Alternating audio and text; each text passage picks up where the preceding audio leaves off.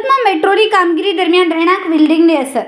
ચોક બજાર વિસ્તારમાં મેટ્રોની ટનલ કાઢવા 4 બિલ્ડિંગ ખાલી કરાવાઈ. 2 બિલ્ડિંગની નીચે ટેકા મારવામાં આવ્યા. બિલ્ડિંગોની નીચેની ટનલ પસાર થઈ રહી છે. સતર્કતાના ભાગરૂપે મેટ્રો દ્વારા 4 બિલ્ડિંગને ખાલી કરાવાઈ.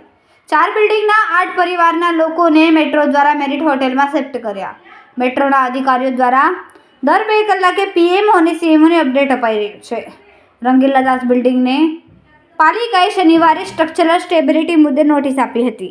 હિબા પેલેસ અને રંગીલા દાસ બિલ્ડિંગ નીચે ટેકા મૂકવામાં આવ્યા.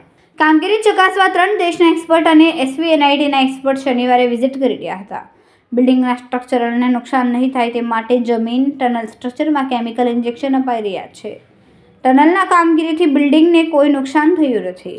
સાવચેતીના ભાગરૂપે બિલ્ડિંગ અને ટેકા મુકાયા અને 8 પરિવારને હોટેલમાં ખસેડાયા છે.